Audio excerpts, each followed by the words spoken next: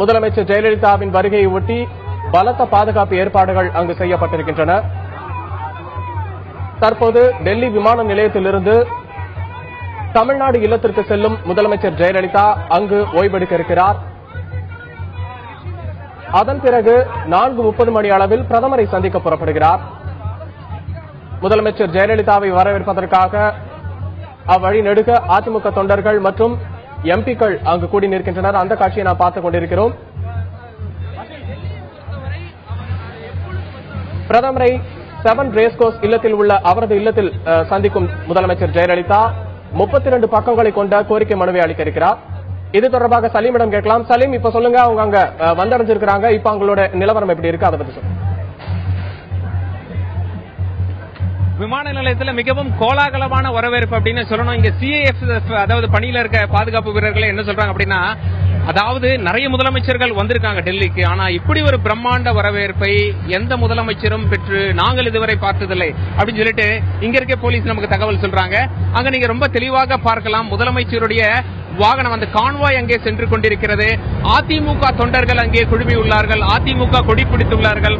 மேலதாள கொண்டாட்டங்கள் அங்கே மிக தெளிவாக நமக்கு கேட்கின்றன. முதல்ல முதலமைச்சர் வந்துட்டாங்க, அதாவது பிளைட் லேண்ட் ஆயிடுச்சு அப்படின்னு தெரிஞ்ச உடனே என்ன பண்ணாங்க, 50 எம்பிக்கள் வந்திருந்தாங்க அதிமுக இருந்து, மக்களவை மாநிலங்களவை இரு அவையிலையும் சேர்த்து 50 எம்பிக்கள்.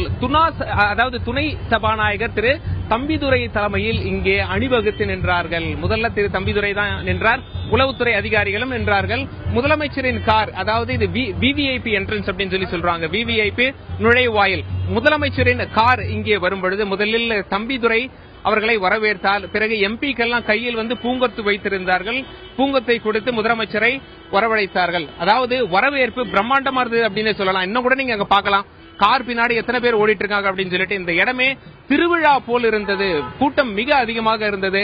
அதிமுக தொண்டர்கள் முதலமைச்சரை இங்கே நேரில் பார்த்தது மட்டும் இல்லாமல் வாகனத்திற்கு பிறகே நடந்து செல்லும் காட்சியை நாம் பார்க்க முடிகிறது.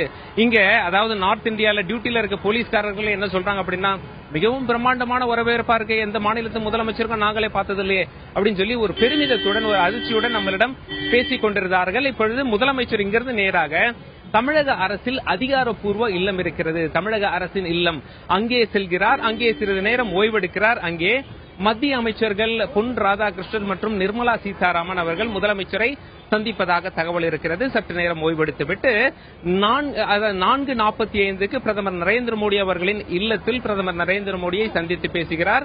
5:30 மணி வரை சந்திப்பு நடைபெறும். மீண்டும் தமிழக இல்லம் வருகிறார். தமிழக இல்லம் வந்தவுடனே பத்திரிகையாளர்களை சந்திப்பார் என ஒரு எதிர்பார்ப்பு நிலவுகிறது. அதற்கு பின்னர் மீண்டும் அங்கிருந்து இதே விமான நிலையத்திற்கு வந்து சிறப்பு விமானம் மூலம் தமிழகம் வந்தடைகிறார் முதலமைச்சர் ஜெயலலிதா.